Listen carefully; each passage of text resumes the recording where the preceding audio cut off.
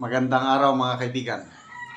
Bigyan natin ng reaksyon yung nangyaring hearing sa Kamara kahapon na kung saan itong si Congressman Rodante Marcoleta ay talagang pinulbos niya ng kahihiyan ang tatlong kongresista, Paduano, Fernandez, Chua. Malayo sila sa kumingkingan ni Kong Marcoleta. Abogadong-abogado talaga. Itong tatlo, wala. Kaya, grabe. Nakakatuwa at nag-attend si Congressman Marcoleta kahapon sa hearing. Okay, pakinggan natin ito. Magtulong-tulong pa kayo. Tila nagmukha lang kayong tanga sa harap ng isang matino at magaling na abogado. Sa hindi inaasang pagkakataon, mukhang na triplets nga raw ang kahihiyan na sinapit ni na Congressman Paduano, Laguna Representative Dan Fernandez, maging ng Manila Representative at Committee Chair ng Good Government na si Joel Chua. Ito'y matapos silang patotohanan ni Representative Rodante Marcoleta na illegal na ang ginagawa nila, partikular ang tila pag-detain nila sa Chief of Staff ni Vice President Sara Duterte na si Attorney Zaleka Lopez. Ayon sa Sagip Party List Representative, simulat sa poll, tila nahihiwagahan daw siya kung ano ang kasalanan ni Attorney Zaleka Lopez para tila pahirapan ng mga mambabatas at dagdagan pa ang araw ng pagkakakontem nito kahit alam raw ng taong bayan na tila power tripping na lang ang ginagawa ng Kongreso. Hindi raw ba sila nahihiya sa kanilang mga pinaggagawa na nakikita ng taong bayan kung saan pinagtatawanan na lamang sila dahil ang quad hearing na kanilang ginagawa ay wala na raw kakwenta-kwenta. Saan ka raw ba makakakita ng mga mambabatas na dinaig pa ang katalinuhan ng COA at sila na mismo ang nag-imbestiga ng mga audit findings ng isang opisina kahit hindi naman sila ang karapat-dapat mag-imbestiga?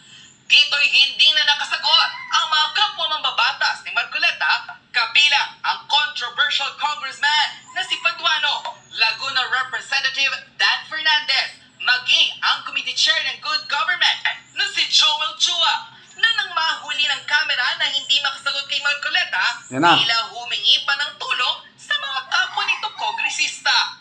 Ito raw ang sasapiting kahihiyan ng mga kongresistang nagmamarunong sa batas kahit wala naman raw talagang alam sa batas.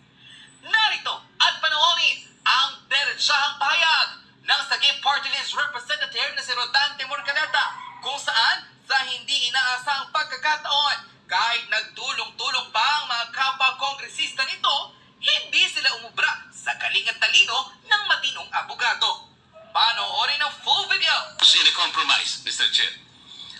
How will you now assess the authority, the integrity, and the mandate? It is an independent constitutional body which mandate rests upon them. And I think the audit observation memo, Mr. Chair, is still under process by the committee, by the Commission on Audit. Why would we take that responsibility from the Commission on Audit? Why don't we allow the process to proceed and complete the investigation?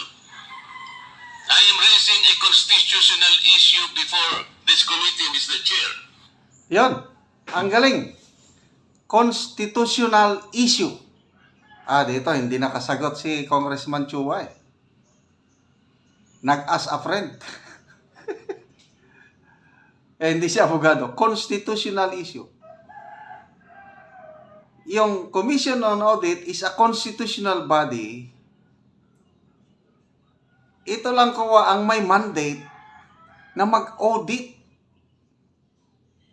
Hindi naman mandate ng Congress ang mag-audit. Ang mandate niya is gumawa ng batas. Hindi pa tapos yung proseso. Sana kung natapos na yung proseso, example, February hanggang up to February 2025, yung palugit ng COA sa OBP para mag-submit ng kulang ng mga documents. Kung natapos na sana yan, baka pwede na. Kung conclusive na, final na yung findings ng COA, na mayroon talagang anomalya, pwede. Hindi pa nga tapos yung proseso. Yun ang tanong. Bakit nakikialam na ang Kongreso? So, tingnan natin ang sagot ni Congressman Chua. Constitutional issue. We cannot arrogate upon ourselves the principal mandate reposed to the COA. It is the Constitution itself which gave them that responsibility, that authority and mandate. Where in Article 7 of the Philippine Constitution, which is the grant of legislative power, can this committee arrogate upon itself that particular mandate? I would like that question to be answered, Mr. Chair. Yan. Thank you, Congressman Marcoleta. The Chair would like to recognize the Honorable Congressman Patuan. Thank you, Mr. Chairman. Mr. Chairman, just to clear it out with regards to the jurisprudence that's cited by the Honorable Marcoleta with regards to Ong versus Hini, that is true. No, that Yeah, true. the resolution of the Supreme Court favors Lincoln Ong, but that is a question of due process because Lincoln Ong was that time was cited in contempt. Now, question the case of Mr. Chair, I direct Andale the po. question to you. I am not yet finished my manifestation or answer the query of the Honorable Marcoleta.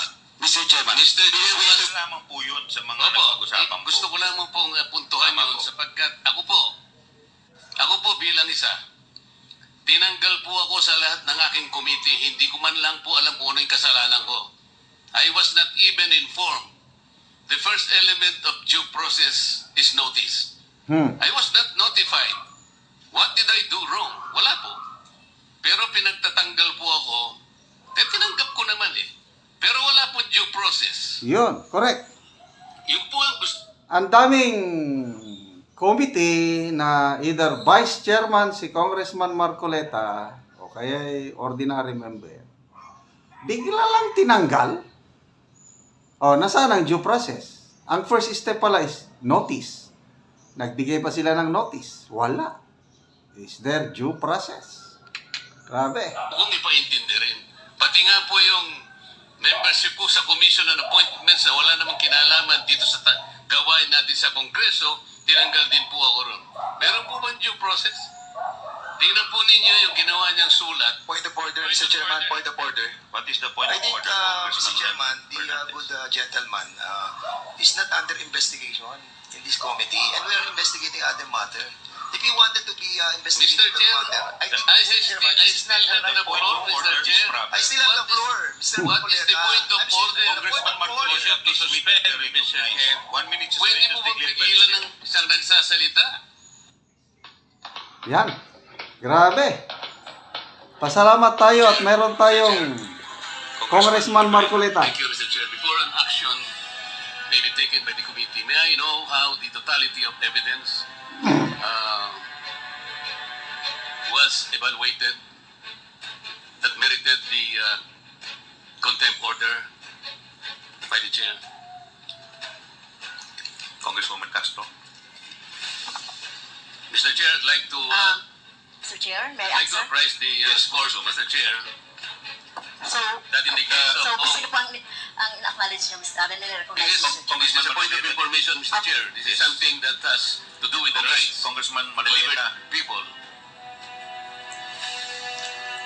In the court,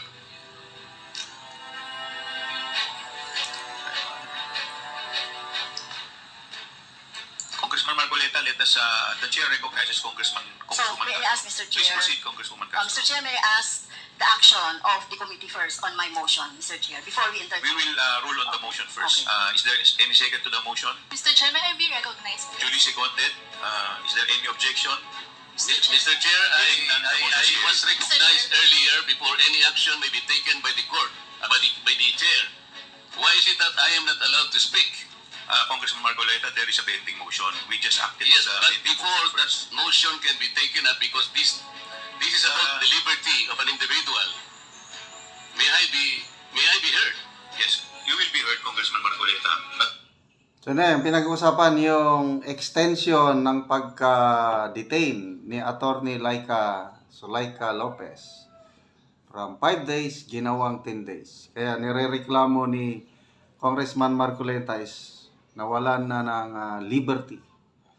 So, anyway, pagdasal po natin si Attorney Zulaika Lopez at BP Sara na sana malampasan nila itong pagsubok na ito sa kanilang personal and political na buhay.